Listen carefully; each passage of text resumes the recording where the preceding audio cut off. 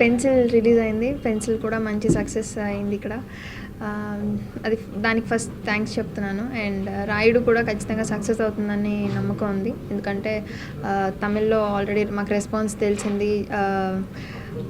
అన్ని క్యారెక్టర్స్ గురించి, మ్యూజిక్ గురించి, యాక్షన్ పార్ట్ గురించి, అన్నిటి గురించి మంచి మంచి రివ్యూస్ వస్తున్నాయి. So very happy.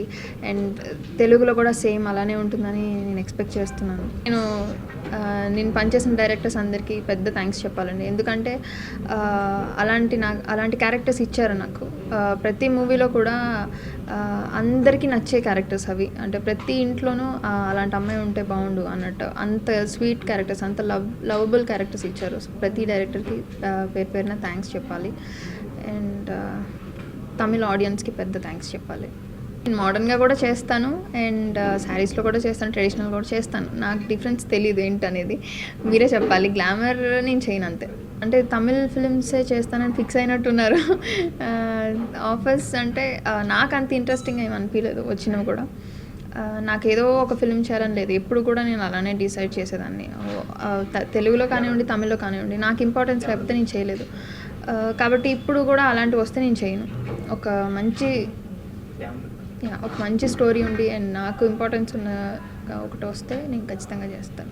నన్ను నేను చూసుకున్నప్పుడు చాలా చాలా హ్యాపీగా ఫీల్ అయినండి. ఎస్పెషల్లీ థియేటర్స్లో ఆడియన్స్ మధ్యలో కూర్చున్నప్పుడు ఒక హీరోయిన్ వచ్చి విలన్ని కొడుతున్నప్పుడు వాళ్ళు అరుస్తుంటే చాలా చాలా హ్యాపీగా అనిపించింది నాకు. ఫస్ట్ ముత్తయ్య సార్కి పెద్ద థ్యాంక్స్ చెప్పాలి. ఎందుకంటే ఒక ఈక్వల్ క్యారెక్టర్ ఇచ్చారు అండ్ యాక్టింగ్కి చాలా ఇంపార్టెన్స్ ఉంది. అండ్ ఇందులో ప్రతి ఉమెన్ క్యారెక్టర్ వచ్చేసి చాలా స్ట్రాంగ్. నా మదర్ క్యారెక్టర్ కానివ్వండి, విశాల్ సార్ అమ్మమ్మ క్యారెక్టర్ ఒకటి ఉంది, ఆవిడ క్యారెక్టర్ కానీ అందరినీ అంటే చాలా బోల్డ్గా చూపించారు, చాలా పవర్ఫుల్గా చూపించారు. నాకు తెలిసి ఈ మూవీ చూసి అమ్మాయిలు అలానే ఉండాలి, అలా నేర్చుకోవాలని నేను కోరుకుంటున్నాను. అంత బోల్డ్గా ఉండాలి, ఏదైనా ఏ సిచ్యువేషన్ అయినా హ్యాండిల్ చేసే అంత ధైర్యం రావాలని కోరుకుంటున్నాను. భాగ్యలక్ష్మి అనే క్యారెక్టర్ని పర్ఫామ్ చేసినప్పుడు చాలా ఎంజాయ్ చేశాను. ఎందుకంటే ఇప్పటివరకు నేను చేయలేదు. ఇప్పటివరకు ఇన్నోసెంట్గా ఒక లవబుల్ క్యారెక్టర్స్ కానీ అట్లానే చేశాను. ఫస్ట్ టైం అంటే అంత గట్టిగా మాట్లాడి అంత కోపం ఎక్స్ప్రెస్ చేయడం అవన్నీ కూడా భాగ్యలక్ష్మిలోనే. అండ్ సేమ్ టైం సెకండ్ హాఫ్లో వచ్చేసరికి చాలా మెచ్యూర్డ్గా ఉంటుంది. సో నేను చాలా ఎంజాయ్ చేశాను. అలా ఎంజాయ్ చేశాను నేను చాలా నేర్చుకున్నాను ఆయన దగ్గర నుంచి. యాక్టింగ్ కానివ్వండి అండ్ పర్సనల్గా కూడా ఆయన చాలా స్వీట్ పర్సన్.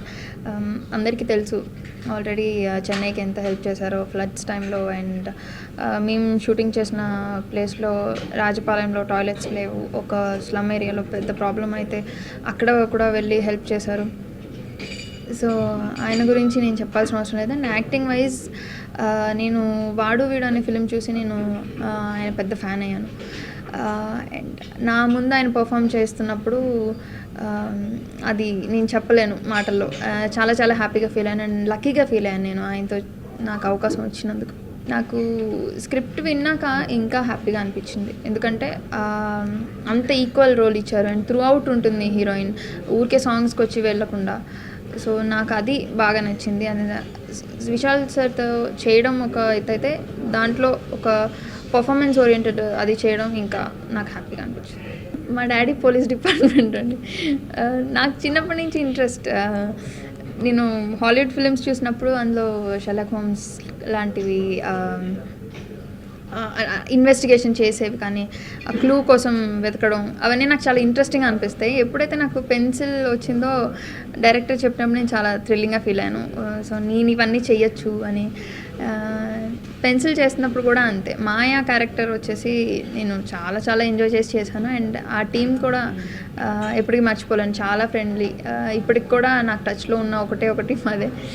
ముందు నాకు నమ్మకం రావాలి, అంత నేను చేయగలను, ఒక ఫిల్మ్ మొత్తం నేను హోల్డ్ చేయగలను అని నాకు నమ్మకం వస్తే నేను చేస్తాను ఖచ్చితంగా. చాలా బాగుండాలి, అలా నేను చేయాలి అంటే అది అంత బాగుంటే చేస్తాను.